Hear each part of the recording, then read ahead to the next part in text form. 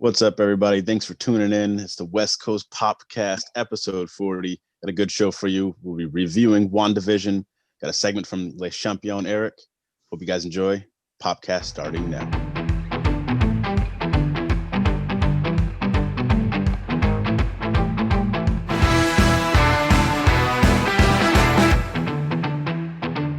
Welcome. I got a big show for you guys.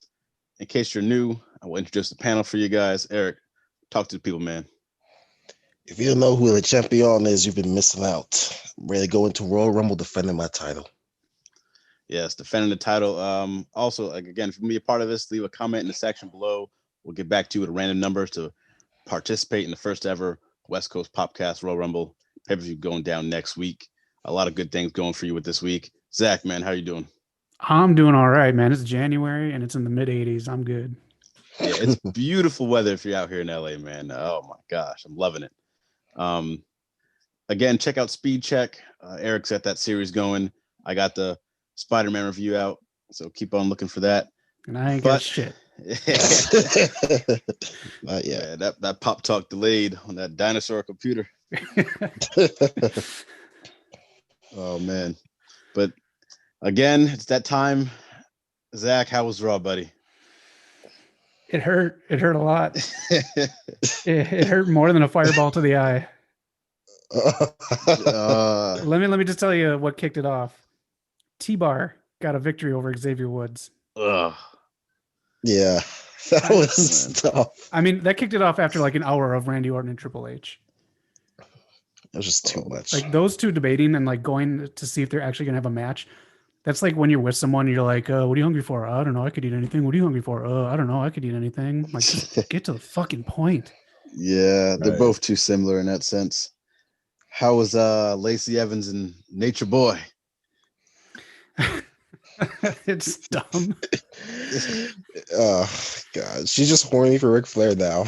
Yeah, she It is. makes no sense. She doesn't care about her kid or her husband anymore. You got Rick. No. Yeah, exactly. I mean, Is this you the can't new? blame her. Space Is this the Mountain. new? Oh no! Is this the new Lana Lashley storyline? Is that what's going on here? I don't know. I hope not. Jeez. Oh man, Riddle got his bro nuts beat the fuck up twice. I did see that. Lashley looked good. yeah. Oh man, I love how Riddle is the heel in this story. Eric, you had me cheering for Lashley during that part. Yeah. I don't know what to do with him. Like, why not just let him beat MVP clean if you're gonna make him do that again? Yeah, exactly. I don't know. Yeah, and the big takeaway is the ending. Orton versus Triple H. It ended with the Fiend kind of like the lighting going down again, and then once the lights went back up, Alexa Bliss was there, and she shot a fireball into Randy Orton's face. Yeah, which was cool. I'll take it. It was a good moment. I was so annoyed by Randy Orton and Triple H the whole show. I didn't see it coming. Yes, exactly. Maybe that was smart booking by them. Yeah. But to get to that point, 3 hours to get to one cool moment, damn. It was not worth it. I mean, like, it was a great moment, but for 3 hours, that was pain. Right. Yeah. I said it before, Alexa Bliss, man, this is career defining stuff right now. I'm loving what I'm seeing from her. But that's enough Raw for me. I'm sorry to keep taking these bullets, Zach. Yeah. But on to NXT. Wait, actually, no, let's go back a second. Well, as much as Zach has to watch Raw, I have to watch it twice to get all these screenshots and write the script. Speed Check, the Raw edition, the highest rated thing going right now for us. Eric, I'd help you out and do a speed check for you, but my computer, sorry. What are y'all doing, man? Oh man. What's up next? NXT? Yeah, NXT, man. Dusty Rhodes Tag Team Classic is coming back. They had a few qualifying matches here. Grizzled Young Vets defeated Everrise to move on. They also have some Dusty Rhodes matches on 205 Live. I don't know if you guys caught that, but I thought it was just an NXT thing. When you said that, I thought you had a typo or something, or there was a gas leak. I was like, there's no way that's on 205 Live. No, for real. I don't know the matches because I don't watch 205 Live, but there were some. Well, I guess I'm going back. I mean, NXT. There's some big brackets, so I can see why they moved it onto there. But I mean, honestly, I'd even put that on Raw. Yeah. You can film it on NXT and just, have it be like a teaser for other USA fans to tune into NXT. That could have helped out this Raw with everything being shuffled around, people doing double duty. Oh, too many people doing that. Yeah. Yeah, so that would have been smart. MSK made their debut, the formerly known as the Rascals of Impact Wrestling, defeating Atlas and Scott. Xia Li looked very dominant, and again, good showing. The NXT North American champion Johnny Gargano defeated Dexter Lumis after some interference. What did you guys think of NXT? It sounds very good. I unfortunately didn't get to see it. I'm surprised Grizzled Young Vets got beat in the first round. They were they beat Everrise. They won. Oh, okay, that's good. Yeah. That's good because they're I hope they win this year. I really like them. Yeah, they're coming in too hot. They weren't losing to Everrise. They had a good showing though, Everrise. Mm-hmm. Okay, that's good then. Yeah. And of course, the main event, Undisputed Era defeated Breezango. Yeah, I like the amount of respect Undisputed Era gave Breezango too. They did. They got some good hits in, man. It looked good. Mm-hmm. And then going back to Xia Li, I got to say, her matches will be whatever they are because they're just doing kind of like squash matches with her. Yeah. But, that presentation is solid. The presentation is very nice. I like that entrance a lot. Yeah. I'm a sucker for entrances, man. You get me there, you got me. So, right. I'm on her side. But with NXT, also onto the UK brand, I caught the main event of that, Walter versus A-Kid. Very solid match. It's not Ilya Dragunov level, but it's very good look from A-Kid, and he looked strong. He took Walter down a few times, had him in some submissions. Did you guys catch NXT UK?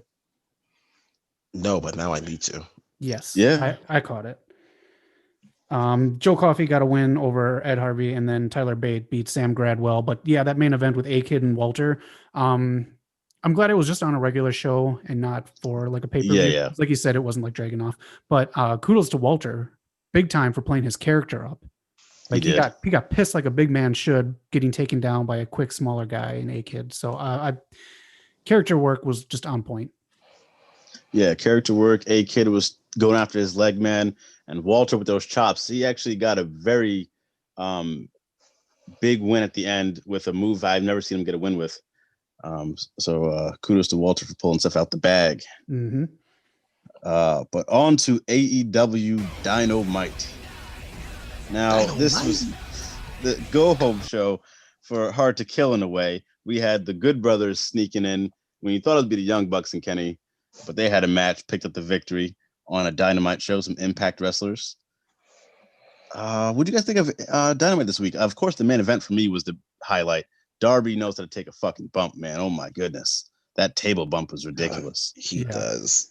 I really hope someone needs to just grab this kid by the face and say, "We like you. You don't have to keep doing this shit." Yeah. Take it easy, man. Sting could tell him.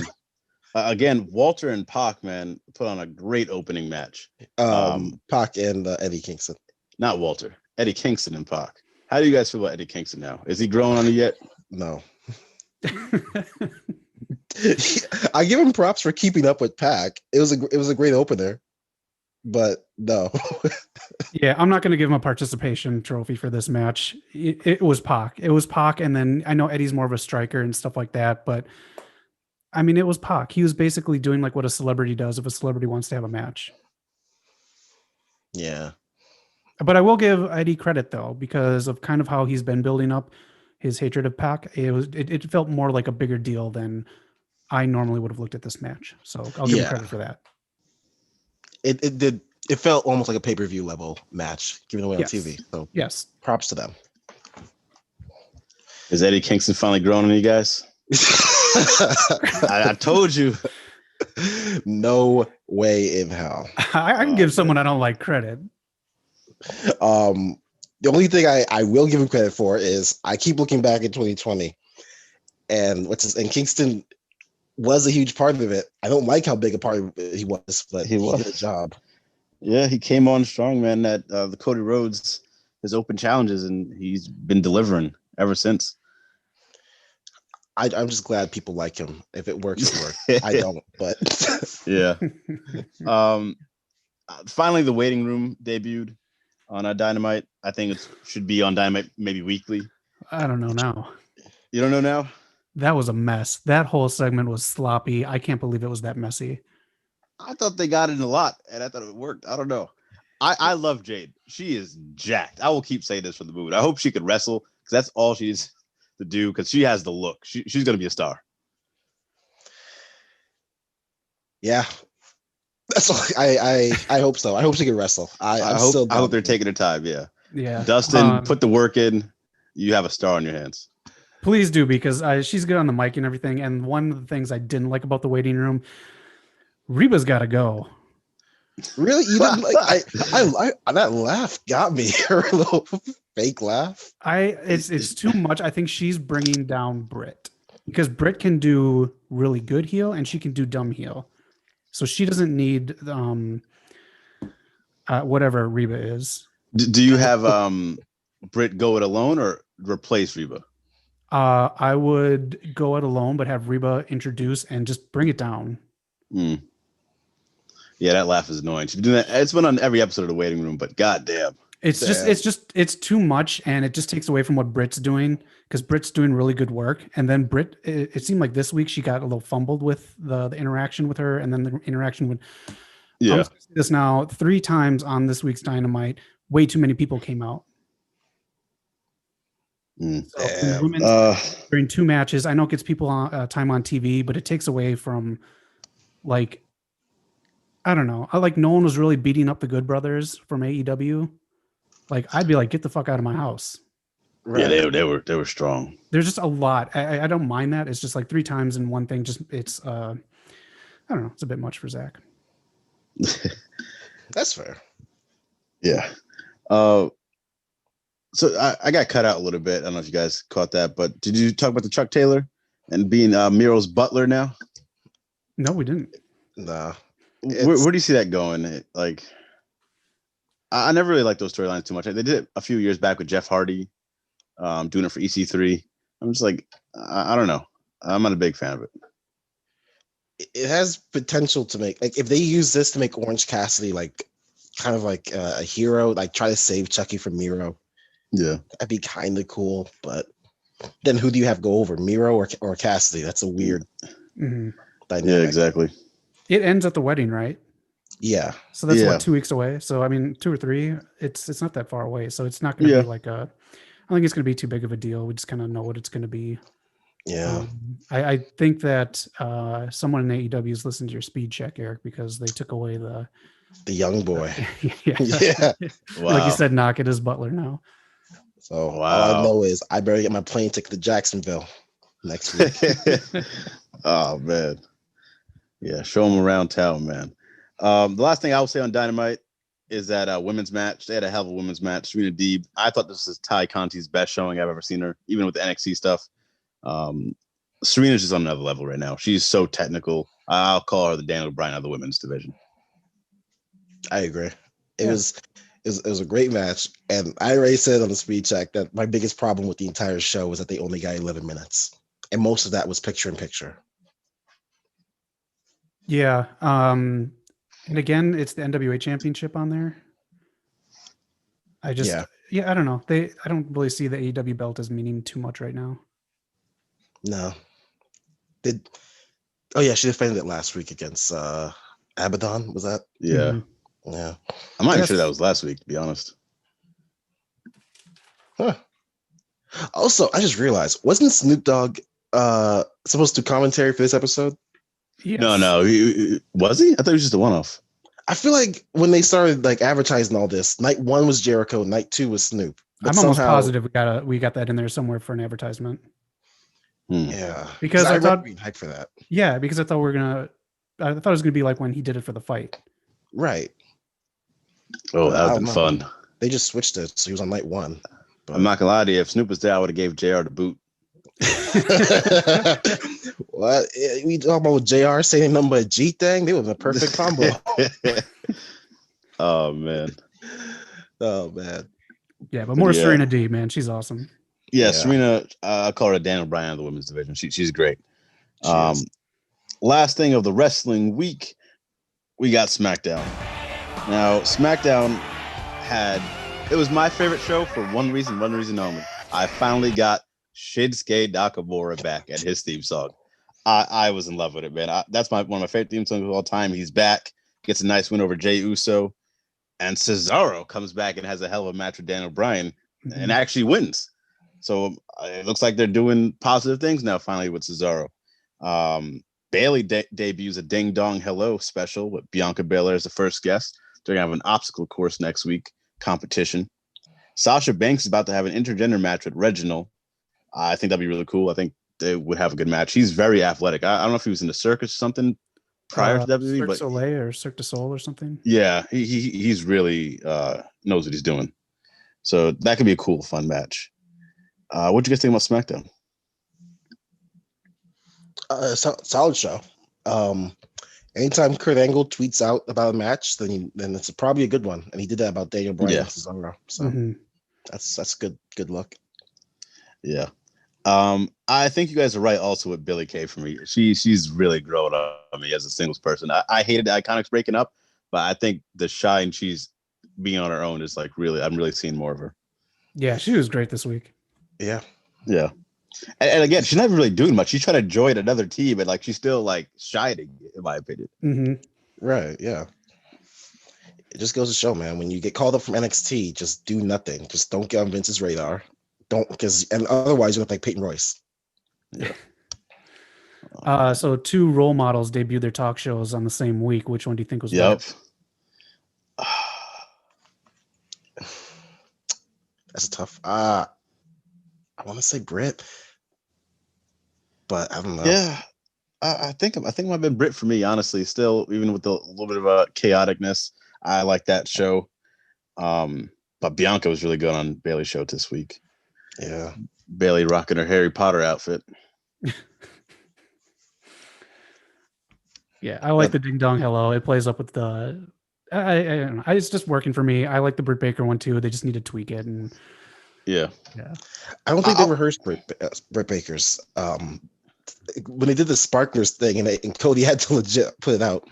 That was kind of a weird moment. So because if you looked at Reba, she had a real reaction when he's putting it out, like, "Oh shoot, we just messed up." Yeah. So at least Bayley rehearses, I guess. Yeah. Yeah. Adam Pearce is being replaced by Kevin Owens in the Royal Rumble match. I was on the fence about Adam Pearce facing Roman, but as it grew on, I was like, I'm kind of into this. I was excited for it. So I'm a little disappointed, but KO and Roman are going to kill it. I'm really disappointed about that. I really wanted to see Adam Pearce just do something. Me too. Yeah, I was interested because he is a legit wrestler. Yeah, is he retired, or is it an injury, or is it just he took this role to not like put his body in harm's way, or what is the reason for him? I'm not sure. I don't think it's an injury, because when I was looking him up for speech, like I didn't see anything about an injury. Okay. No, he had last few matches. He had some really good matches last few matches in the Indies with some of the newer guys too. So I don't think it was injury. Yeah. So that's a bit of a shame, but there's actually a rematch too. I think a few years ago, KO, when he was Universal Champ, he fought Roman at the Rumble and got a win. So again, and then Apollo Crews versus Sami Zayn was cool. So SmackDown was a good episode. Definitely better than Raw. Leagues ahead of Raw. At this point, it's not more saying. Yeah. Was there any more wrestling you guys caught this week? I saw Ring of Honor. There's a pure match between Rhett Titus, who actually came out with Pyro. He lost to Flip Gordon, and Dragon Lee retained his television championship against Ray Horace. Nice. Dragon Lee is the man. I actually did see that. Flip Gordon, when he beat Rhett Titus, he had a nice little promo. He's coming for the foundation and whatnot. So Flip's looking good, man. He's coming into his own. He wasn't giving too many promos back in the day when he was coming up with the Bullet Club, but he's looking good now. Yeah, he's solid this week. Yeah. Last thing I'll say on wrestling before we get to news and rumors. Impact had their pay-per-view last night, Hard to Kill. It was hard to watch, but some things were positive. Shout out to Deonna Purrazzo and Taya Valkyrie for putting on a good show. Deonna did retain. I can't think of the tag team names, but Tasha Steelz and her tag team partner became the first ever rebranded TNA Knockouts tag team champion. So shout out to them. Oh, Fire and Flava. Yes, that's her name. So credits to them, man. That's huge. And they took out some beasts and Havoc and her partner. Ethan Page got Mortal Kombat KO'd, fatality'd by the Karate Man in his match. That was weird to look at, honestly. They were on a green screen. I could still see the green a little bit. Yeah. If you like Mortal Kombat, go ahead, Zach. So they filmed this a while ago. He just put out a message today saying that he did not like that. He said, "But man, last night sucked. I'm so embarrassed with how Impact lazily edited that segment last night and forced it to be a joke. I felt the thought of the same guys fighting each other was comedy enough, and the more serious we took it, the better the reaction would be." He goes into detail more about how Impact did him dirty. Wow. Yeah. That's a shame. Like, because I saw like a little picture of the Karate Man ripping his heart out. So I was like, oh, this might be interesting. So I went up to go see the match. I was like, what the fuck is this? It was trash, yeah. It was really, really bad. That was, I think, that could be the worst cinematic thing ever. Damn. Probably. Like, it looks like I could have filmed that on my phone using the Zoom 3D background, honestly. Yeah. That's what it looked like. It was really bad. Yeah, they WWE'd him on the way out. Yeah. That's the other thing I'll say is the main event, Omega pinned Rich Swann. But the biggest thing in this was Moose, who filled in for Alex Shelley. He shined. Yes. He looked like an MVP, man. He had a great performance in that match.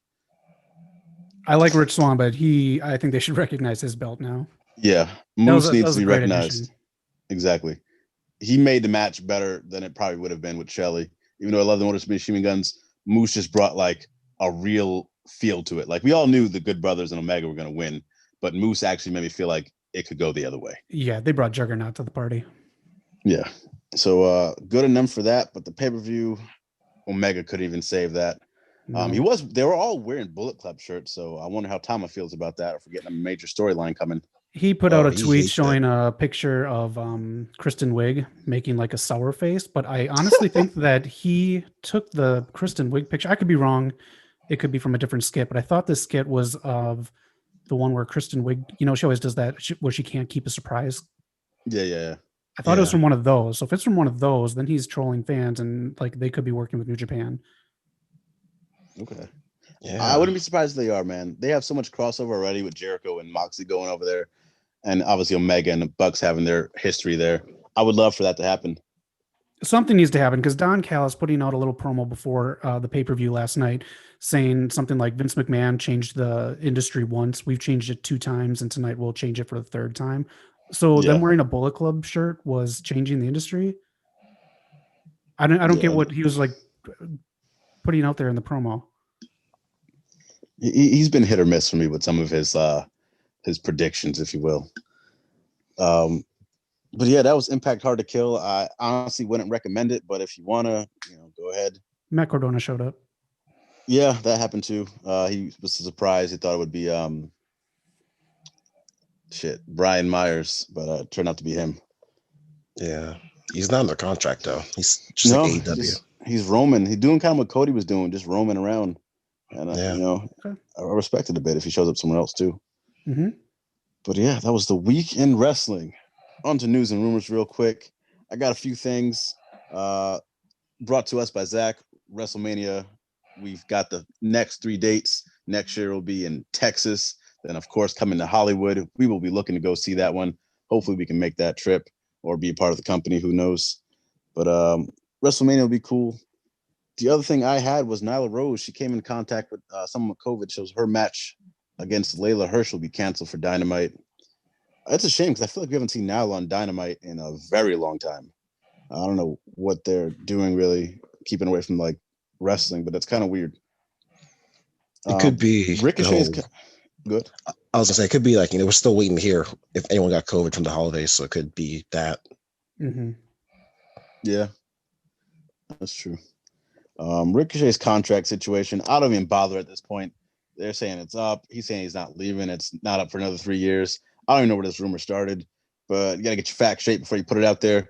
I don't think he's leaving. I'm pretty sure the money's too good. I'm sure he's enjoying that. I don't see him leaving.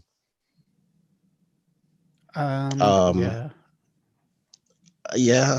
I mean, who was it? I think it was Rusev or somebody said this about like 2 years ago. If they re-sign, then I lose all sympathy for them. Like, if you go, I'm not judging you for picking the money, because it's a shit ton of money, but exactly, just don't be sad when you're booking sucks. Yeah. Statlander might be making a return very soon. She gave an update on her knee injury, probably like a month or two out. I actually kind of missed watching Statlander, man. I think she was a good part of the women's division. She had a nice thing going with Sheeta. So we'll see from her, man. And she actually had to defend the women's division on Twitter this past week, saying just give it time. Pretty much, they understand a lot of these girls aren't on TV as much or have never been on TV, so they're just still learning. What do you guys think? Did you guys see her tweet? Nah. Yeah, it's pretty much saying like, because they get a lot of flack for the women's division not being on Dynamite a lot. So she's pretty much saying a lot of the girls are still learning. So that's pretty much what it is. So don't be so hard on it. Just give it some time. So aliens have Twitter too? Hey, man, I got to communicate somehow. That's the new way. Yeah. You guys catch any news and rumors? Anything you guys might have saw? As I'm looking at the news now, I'm seeing The Rock has a new show on NBC. Oh yeah, I've been seeing that commercial. He's gonna have his the Young Rock, it's called. So you see like his dad, his mom, him as a kid going through high school. It's kind of cool. I might give it a check out. Oh, I mean, if it worked for Sheldon, I guess it could work for The Rock. Ugh. Yeah. What else? I've also got the 205 Live. What's it called? Dusty Road Classic matches. The results. So Legado del Fantasma advanced to the next round, and Killian Dane and Drake Maverick also went ahead. Yes. Okay. So that's pretty decent. Ryback and Mark Henry had some beef on Twitter because I think Ryback is really trying to come back to wrestling and just drum up as much interest as possible. Yeah. He called wrestling fake at one point, and he was trying to. He claims he's being sarcastic. Mark Henry called him out for it, and they're just going back and forth. So Ryback is just stirring the pot. I don't think any company. I think the only company based on who they have right now that would take him would be MLW. Yeah. Just based on the company they keep. I can see him fitting in there, best bet, but I don't care to see his matches, to be honest. I don't care either. His matches sucked. Yeah, he's an unsafe worker. He just hurts everyone. So yeah, great haircut, shitty guy. Yeah, that's all I got for now. The other thing I was gonna say, back to WWE pay-per-views, they're bringing back Fastlane. So the most anticipated pay-per-view of the year, Fastlane's coming back. They're also bringing back King of the Ring in pay-per-view form. So hopefully, like we've been saying, we get a Queen of the Ring also. That'd be really cool. But they got to do something there. So that'd be cool to see this pay-per-view. And maybe King Corbin will stop that gimmick. I hope so. I really do. I don't know. We'll get Queen of the Ring. We only got Evolution because of bad PR. So yeah. Just stop dropping the ball, WWE, please. The only thing I have is WrestleMania 37 will have fans. The Hall of Fame will be virtual, and it'll have last year's class. And I was going to ask about that. That's good. Yeah, just I don't know how it's going to look virtually, but the Hall of Fame, I don't know. Like when I went to Mania, we skipped it just because we know what it is really. And yeah, like certain people I would check for, like Batista. I would like to see his speech. I think that'd be cool. Yeah.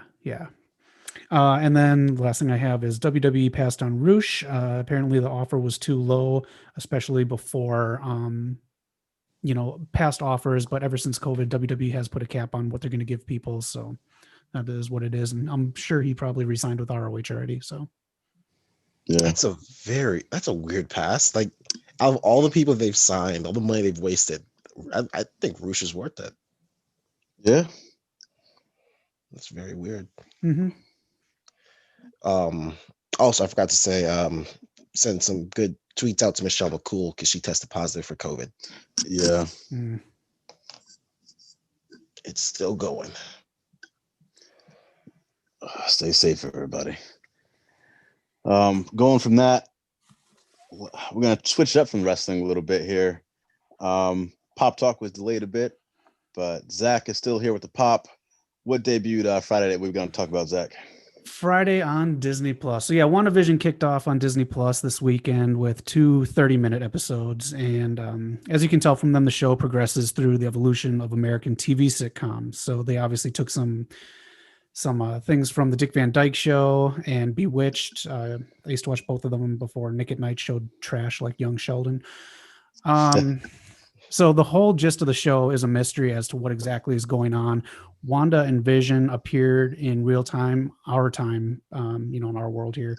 And Vision died at the hand of Thanos before the snap in Avengers Infinity War. So as an audience, we're left asking, why are they in a 50s sitcom? How is Vision alive? And in general, what the fuck is going on? So I just really dug the show. The side characters, they fit the air of the sitcom. They represent very well. But what's best about how they're written in is how they break form or drop hints at just the right moment when these happen. So you get to see Wanda and Vision break form as well, which slowly builds like an eerie bit of mystery to the show, which obviously is going to crescendo as the series unfolds. This is a really smart way to tell a story that may or may not be House of M in the MCU. That's a very difficult thing to pull off. So if they are doing it this way, I commend them on doing it this way. They are doing slight nods to their stories from the comics, especially with how episode 2 ended up. I won't say, but there's a thing at the end. And using lighthearted sitcom approach, it really lets viewers care more about a witch and a robot having a relationship. So seeing Vision die on screen will have more of an impact, I feel, after WandaVision concludes, and where they go next with Wanda will hold more weight now that we get to see a happy, playful, domesticated kind of side to her character and Vision. So it's more relatable. She is rumored to be possibly the main villain in Doctor Strange, The Madness of the Multiverse. Is that what it's called? I think so, yeah, something crazy like that. Yeah. Okay. But all in all, Elizabeth Olsen and Paul Bettany seem to have a lot of fun doing this, but also they do a great job in scenes where they need to show confusion, or for Wanda especially, keep things together in the weird universe that we don't know about yet. Yeah. If you're a fan of Lost, I recommend this to you because it seems like this is like a mystery show like Lost, but clearly they have not to throw a pun in there, but they have an end game in mind of where they want to go. And also they have really good attention to detail. So in the beginning episodes, the black and white stuff, they made it look like black and white film was fading. In certain areas, you can see the color change, and it's not color, but it's like black and white film changing. So I like that touch. There's a character in the end credits that is from another Marvel movie that I never would have given two thoughts from.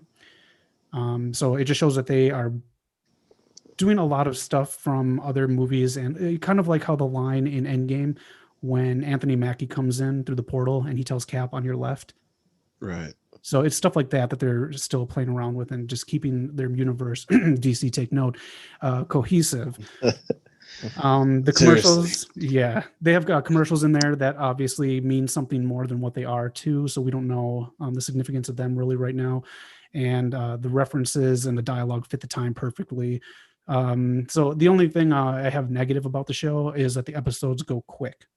So it's nice that they put 2 episodes on right away for you to dive into, because they do go quick. And Lost, it took its time within an hour to kind of pull you into a certain part of the mystery. So they have to do it sitcom style is what they're doing. So they have to do it in 30 minutes. So I think they succeed. We'll just see how it is doing this where you can't binge watch a show and really dive into how you're comfortable diving into it. But if you want to go to screenrant.com for a great Easter egg rundown of what was in the first 2 episodes. If I had to give it a score, I'll give it a final score after the full series is done. I would give it a 4 out of 5 right now. And if it ends very well and they stick the landing, my score will go higher for sure. Did you guys catch WandaVision? Yeah, I was a little more negative at first. Like, I loved it. They have great chemistry. I feel like they're really driving the show. But I was watching, I was like, I don't know if I was really that connected to it. But after sitting on it for a bit, there's so many Easter eggs. You really got to pay attention to every little detail. Every little scene is something. Everything the characters say is something. It just so attention to detail is tremendous. I'd probably give it like a 3 out of 5 for both episodes combined. I hope they keep releasing 2 episodes at a time because, like Zach said, it does go a little too quick.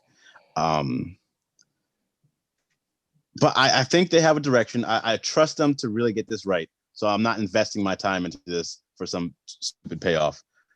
They're doing a great job of making me care about Vision. Because in Infinity War, when he was getting bodied left and right every scene, I really didn't care about him by the end of it when he got offed. Mm-hmm. So this is really good. And I really think Elizabeth Olsen is killing it. So I'll stick with it. For sure. It's really good so far, but I have my negatives about it. That's okay. They are going to keep going on moving forward timeline wise with American sitcoms, so it's not always going to look how it does in these 2 episodes, and you'll see some changes as you watch them. Eric, did you check it out yet or no? Oh yeah, I watched both of them same time. I really loved it. I was going to give like a 4.5 out of 5. Nice. Okay. As someone who I still to this day go back and watch those types of sitcoms, the I Love Lucy's, the Dick Van Dyke's. Yeah. I love the general setting of it all. The writing was great. I did not know Elizabeth Olsen had that type of acting in her. No. So she is very well. Paul does very well, and big points to them for getting Deborah Jo Rupp in the first episode. Mhm. She made that episode. She made that scene just great. Not going to say what it is because it's a great scene she experienced first time. Mhm. I don't know. I didn't feel it go by as fast as you guys did. Maybe because as I was enjoying the setting of the old timey sitcoms, my brain was also like, oh my god, was that a Tony Stark reference? Is that a Thor reference? You know, like the whole time. So my mind was just running. I agree with that. There were so many references, man. A few of them I want to talk to you guys a little off air. I don't know if we should say any too much spoiler stuff right now because it's still a little early. Yeah. Especially that end credit scene in the first episode. There was something I caught in a little corner. It's just so like for that type of stuff, like it really brought me in, but I still haven't really felt that connected to it yet. Okay. So I don't know. Fair. It's just me. Yeah, no, that's fine. This is a ride. This whole show is a ride. So it's like having a big idea for a movie, and instead of like trimming the fat or not doing what you can with this story, I mean, it's going to be told through television in 30-minute increments. But I do think it's going to be one of those things where once it's all done and we see it, it's going to be like, damn, I got to go back and binge watch this now. Yeah. I think this was announced before the show, so I don't think this is really a spoiler. But how do you guys feel about Monica Rambeau being in it and like her being a little older, or actually a lot older? I'm fine with it because it sets up something else for her later on in the MCU. She is already attached to do. Nice. Okay. Yeah. So WandaVision, man, I believe it's 9 episodes. I think we said, right? Something around there, 8, 9, or 10. Yeah. But it's just, I just really dig it because of how they're doing the storytelling, because a lot of Marvel stuff, like they have to play off what's already been previously established, which the show obviously has to do too. Yeah. But a lot of the movies are setting up for what's next, either with that character or with the whole MCU. So I get why certain people leave the projects because they are kind of constrained. But it feels like this is kind of the same thing, but more creativity is thrown in there. Yeah. I gotta give them credit for that. The creativity is off the charts. Yeah. They're really taking a chance here, not playing it safe. So I'll give them credit on that. Yeah. Yeah. All right, let's go WandaVision, man. That is WandaVision. Let us know if you want to keep this up because next week's gonna have another episode. If you want to keep hearing about this, if you guys are watching it, also let us know in the comments. With WandaVision, we'll take it back to wrestling. Eric, you got a segment for us? That I do. So it's pretty simple. Just a quick, fun little game. We are going to, I don't know, I have a name for this, pick or snap in honor of Thanos. So we're going to pick to save one person or snap the other in the wrestling world. Pretty simple. You guys ready? Mm-hmm. Let's do it. All right. Pick or snap. Would you keep the Young Bucks or the Good Brothers?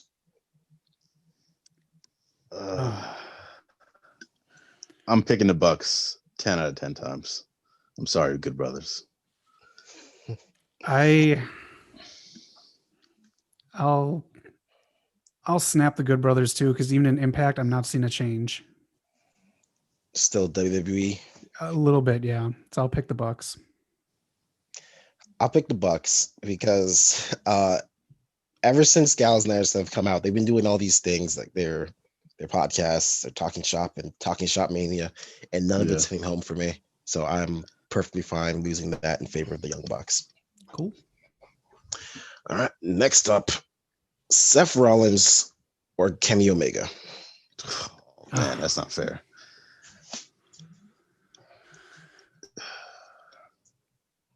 I think I'm Kenny. Sorry. Yeah. I was gonna pick Kenny too. Yeah, I'm gonna snap Seth, but it's no discredit to him. The dude's amazing. Yeah, that's a tough pick. Yeah. Next up, Shane McMahon or Stephanie McMahon. Oh, come on. Did you guys watch the WrestleMania reveal yesterday, the video? No. Yeah, I skimmed it, then I got annoyed, so I stopped watching. It was a tough watch. Triple H and Stephanie McMahon played wacky news anchors to reveal the news. They're so the cool. best thing, they have Creed on there, and he interrupted them to do an announcement, so that was cool at least. Mm-hmm. And I think John Cena came out on that too. He was. I think he is going to have a retirement match in Hollywood because that's the one he came out to promote. Okay. But based on that, because they released that last night, I will 100% snap Stephanie. Yeah, I mean, at least Shane has given us some highlights. You know, he had that match with AJ, the Taker matches, some of his spots. Snapping Stephanie for sure. Yeah, his Nikes. Yeah. The best comes the money. World. We can forget that. All right, next one. Edge or Randy Orton? Randy Orton. He's getting snapped. Edge is my guy. I'll snap Orton. I'll snap Orton, but let me ask this then, little modification. If we could, how long has Edge been injured? Like 10 years? Yeah, there might have been 10 years, or maybe 9 years. Okay. If you have the choice to rewrite it so Edge is the one who wrestles all the time and Orton's the one who's out. Oh, that's fucked or up. keep it the way it is. You won't remember the Orton timeline if you change it. You're erasing it completely.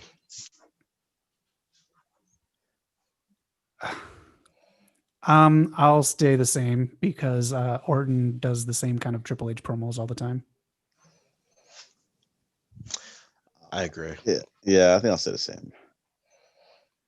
I don't know if Orton would. I also don't know if Edge would stay around as long as Orton has. He has options. Mm-hmm. Yeah, the TV shows. All right, and last one. John Cena. No, let's not do that one. Zach was ready. Great Khali or Ryback? Ryback. 100%. Just to stay? No, snap. Okay. Ryback. To get snapped. Okay. Yeah. I'll admit, when Khali debuted, man, he was so massive and like I didn't really recognize that he couldn't wrestle when he took out Taker and all that stuff. Like I was into it. I was believing him. Then eventually I found out he couldn't wrestle, but I appreciated Khali way more than I ever appreciated Ryback. Yeah, that was a tough secret they held on to for a while there that he couldn't wrestle. They did. They tried to hide it with the Punjabi prison and all these gimmicky shit. He came in with a last man standing against Taker and took him out. I was like, oh shoot, who is this? He was squeezing people's heads. Oh man. Did you guys ever I guess it was his wife was never interviewed, but he talked about his wife, her reaction to him being the Punjabi playboy. And it was uncomfortable because the whole time he's like, yeah, she didn't like it. She told me not to ever kiss people on TV, but I was like, I have to. And the whole time he's just like, yeah, she hated it, but I loved it. It's like, wow, this is awkward. Yeah, that's very awkward. Vince tends to do that to people, put them in awkward positions. Yeah, just ask Lacey Evans. Mm-hmm. Yep, or Alita. Oh yeah. She just came out saying she didn't want to do that scene. Yeah, I said Cena and Edge said they weren't really comfortable with it too. They were supporting her. Yeah. That's weird. That's like Vince's libido just overriding John Cena. That's strange. Yeah. I don't know, man. I have such mixed feelings about the dude because I've seen the Candice Michelle stuff. It's some weird shit, man. Yeah, I just wait for the day when Vince is gone and the honest to God biography about him, not the bullshit Hollywood one, comes out and the skeletons come out. I mean, I'm telling you, like we brought it up on that tier list with the movies. He's making up for sleeping with Hulk Hogan. You're gonna shut down one of these days. It's just gonna come right in. Shut these rumors down. Stand by it. I believe that happened. You never see Tony Khan using his power like this. No. Mm-mm. The guy doesn't even use his own power to get a decent wardrobe. I don't know what the Oh man. Well, with the if John Cena does retire at the Hollywood Mania, who would you think, or who would you have him retire to? Kurt Angle. Oh, come back. That'd be good. That'd be good. That would be a nice loophole. It's a retirement match for both of them. Yeah. Yes, that would be perfect. I'd be up for that. If they can't get him, I would go Samoa Joe. They have a history. They used to train together, and I think that'd be a nice way to put over Joe and get Cena like a person to go out to. Yeah, I'd take that too. Yeah. I just would not have a new guy take him out. Just whoever it is. Yeah. I mean, they'd have to be in the company for a while. Yeah. I think if they built this person up, they would love to have this person go over. I think Austin Theory. I'm not saying I would want to see that, but I think that'd be like their person. Like, oh yeah, as far as new guys, I feel like they're kind of in the same boat. Well, hopefully that is his retirement match. That'd be kind of cool to have him do it in Hollywood, and then hopefully he retires from acting that same night too. Yeah, I don't see that happening. This man is in the Fast and Furious franchise now. Oh, God. Secret by brother. the way, you have get the fuck out of here. And he chooses John Cena of all people to be his brother. I let them slide on so much because it's one of my favorite franchises. But goddamn, man, what is that? I mean, that preview was playing in theaters, and that part got brought up because we saw the trailer thousands of times at work. No reaction was positive. Everyone was basically, "What the fuck?" I mean, I don't know if he was a secret brother. He was in every movie. You just can't see him. That's so terrible, man. If I will say this, if they can't get Kurt Angle to retire Cena, if Edge can train for that year leading up to it, I wouldn't mind seeing that too. Oh, I do. Yeah, that's a good one. I would really dig that. Like no feuds for that year until like Rumble season to build it up. Just train like how Undertaker used to do. That'd be dope. Mm-hmm. We've got a bit of time here before we get to the main event of Promo School. I just want to say again, thanks for rocking with us. We got us above 100 subs. Eric's speed checks are doing well. Just keep supporting the channel, letting us know what you want to do in the comments. If you want to be a part of the Royal Rumble next week, make sure you leave a comment and we'll get you a number at random for both Rumbles. Also, if anybody knows how to broadcast for us to do this live on YouTube with 3 separate webcams, please let us know because I cannot find a way that we can do it without paying money. And we're all broke. Yeah. Yeah, that YouTube money hasn't come in yet, so we still doing it the free way. Exactly. Oh man. I think we already have like 3 or 4 people in the last episode who asked for numbers, so we've got some people. Yeah, we're filling out the Rumbles, so numbers. I don't know if you'll win anything yet. I'm still thinking about it. I don't know, but you'll be a champion in our minds. Exactly, and I'll be the champion in reality. You got the WandaVision reality, man. You're just making it all. I'm still the 1,000 view man. That's all I'll say. And I still have to watch Raw every week. We know who drew the short end of the stick. With that, Zach, take us into Promo School. All right. Today on Promo School, we are going to properly book a big man. So AEW kind of has an issue with this. They have great big men, but every time they come in, they kind of fade into the background pretty quickly. So today we are going to play a little improv game to book a big man. And we are going to use one of the greatest franchises ever to do that. So we are going to basically write a Friday the 13th movie. Jason is our big man. So basically how the game works is we each start to tell a story and then the other one picks off when the other one finishes. And then we'll get to an eventual end. Okay. So we all know how Friday the 13th movie works, right? Yeah. People just get picked off one by one, blah, blah, blah. Jason goes over. Yeah, because they're not good Christian teens.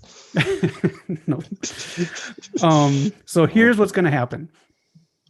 The Elite are going to Camp Crystal Lake. So if you want to write this down so you know who, Cody, Brandy, this is before she's pregnant, Kenny, the Young Bucks, Hangman Adam Page, and give me someone else we haven't seen in a while. Pretty Peter Avalon. Okay. Peter Avalon's going? Okay.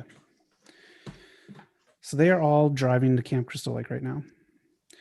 So I'm going to start the story, and then I will hand it over to one of you guys, and then you guys pick it up from there. So we're going to do basic, quick scenes, kind of elevator pitching the movie to someone. But we're just going to improv what the scene will be. All I ask for is that you be creative in how you kill someone. If you kill someone with Jason in that scene. And also, anyone can survive. But Okay. basically, we want to go for one, maybe two top surviving, and everyone else dies. So we'll just treat it like that. I'll kick it off, and then I'll pass it off to you guys. All right. So the movie is going to start off. Everyone's riding in a big old van down to Camp Crystal Lake. They're all laughing, having a good time.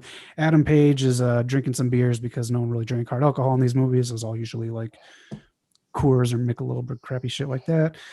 They're all driving and explain what a great weekend they're going to have down there at the old abandoned camp. As they roll up, they pull into the driveway. The sign is down that says Camp Crystal Lake. It's lying on the ground. The camera cuts to that. So now we know that they're going to Jason's land here.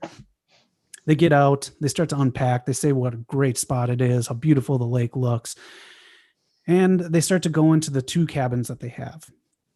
So there's only enough beds for a few people. So Cody and Brandy say, don't worry, guys. We're going to go out and camp and spend the night under the stars. And also, a quick caveat here. This all happens in one night. Okay. So Cody and Brandy go off to go find a camping spot. Everyone else is in the cabins just kind of setting up shop. And from there, Eric. Okay. Out in the woods, Cody and Brandy are looking for a good spot to set up for the night. Let's pick right here by the water, Cody says. Brandy puts out the sleeping bags, gets some nice Corona sponsored by Fast and the Furious. And in the distance, they can hear wood being chopped.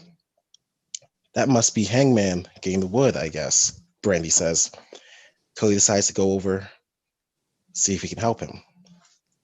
But when he reaches the source of the sound, he finds nothing.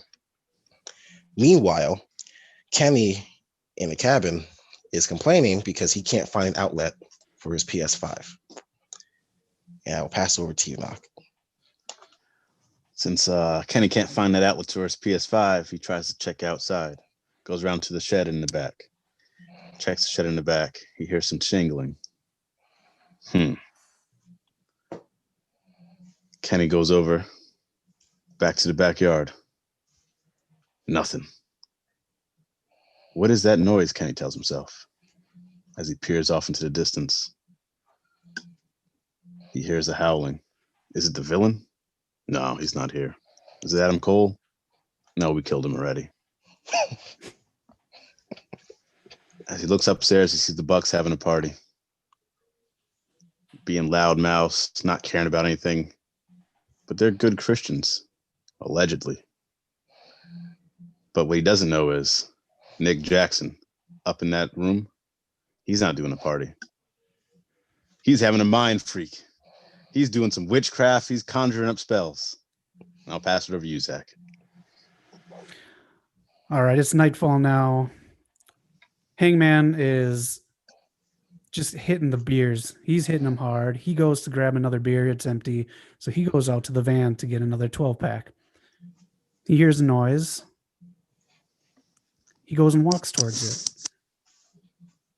He stumbles. He falls on the ground. He starts laughing because he's drunk. He gets back up. There's nothing there. He turns around. Pow, there's Jason. Jason grabs his skull with two hands, starts squeezing it like Kali, and pops it like a grape. Eric. Okay. As this is going on, Kenny's search for an outlet continues.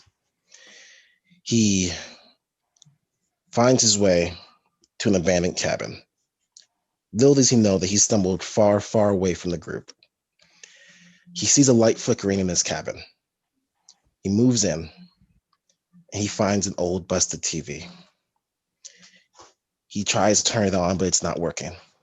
He looks down, and he sees a cobweb-covered outlet. Plugs it in, and the TV's bright light blinds him. He quickly turns around to find Jason staring down at him. Jason grabs him by the head, throws him into the TV screen as Kenny's body jolts and shudders as the electricity passes through his body. The game is over. On to knock.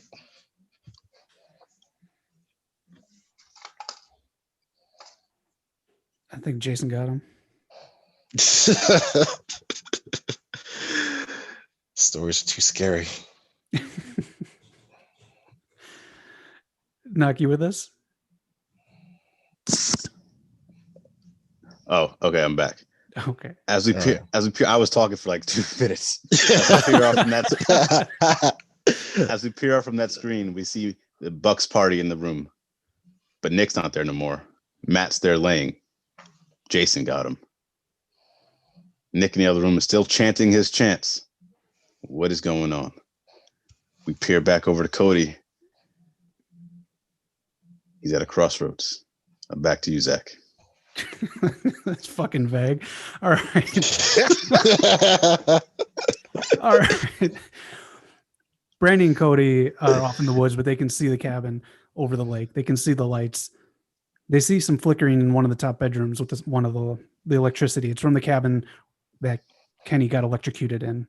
They think something's wrong, so they start to head back to the cabin. Meanwhile, upstairs, Nick, who doesn't realize Jason's behind him, gets struck in the head with Matt's leg. Jason kills him with a super kick party. I was waiting for a super kick party pun. And who walks in on this to see if they're all right? Peter Avalon. Go ahead, Eric. Perfect. Thank you. So, upon seeing this sight, Peter grabs his robe tightly and he runs as fast as he can. He gets back to the car. Actually, hang on. Before I do this, Hangman's dead already, right? Yes. Hangman's gone. I think it's just Peter and Brandy. Okay.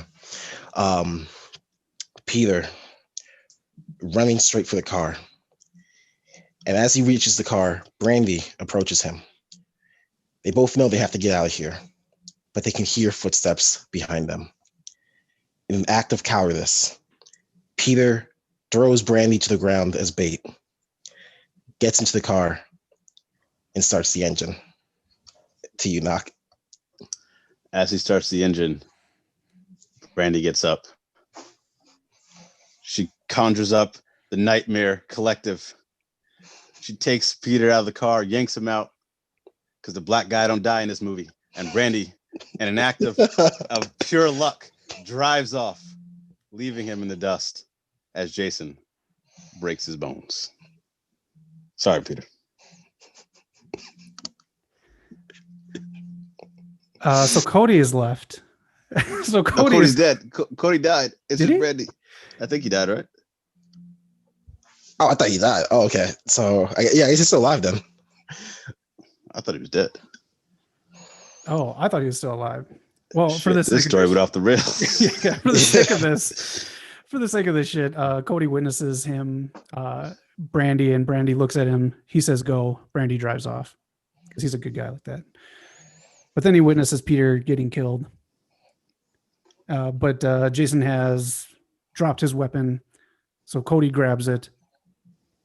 And let's just say it's a machete. He uses the machete, chops it right into Jason's skull.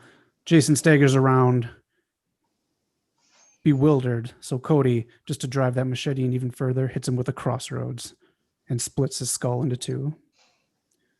And then he runs after Brandy. He needs a ride back. It's a long That's the AEW booking. Big man loses to Cody. Yep. And then just to set up the sequel, you see Jason's eye open at the end, even though his skull's open. Hey, Okay. Jason X can fucking happen. That can happen. Oh, fuck no. But basically, that's an improv game where you just kind of go and you tell a story with everyone involved. And also booking a big man, you got to put big men over and make them threats, because as many campers visit Camp Crystal Lake, no one was a threat to Jason Voorhees. Yeah. Except Tommy, who somehow survives every encounter. Yeah. Point. Oh, man. Thank you for promo school. Eric, what you about to say? No, I was just gonna. It was something about Tommy. If you ever played the Friday 13th game, the only way you can kill Jason is with Tommy. So. Oh, real? Oh. Yeah, you have to like summon him, and then you have to do this whole ritual, and basically Tommy has to kill Jason. Is it part 6, Tommy, or is it Feldman? I think it's part 6. Okay. Yeah, that's my favorite one. It's so 80s. Yeah. I love it. And also, a little fact: Feldman didn't come back to play Tommy because he took Goonies. Oh, smart move. Yeah, I dig it. Well, that's our show for you, episode 40. Man, oh man. Eric, any final words? 40 episodes. Damn, we've been doing this for a long time. Thank you guys for listening. Please subscribe, leave some comments, and just remember who the champion is, and remember which team he reps, the Justice League. Yes. Cannot wait to take that belt come Royal Rumble. Zach, where can they find us? They can find us getting ready for the most fun pay-per-view ever invented. Leave comments so you can be a part of it too, because we're drawing numbers for the Royal Rumble. That's where they can find us. Have a good week. Peace.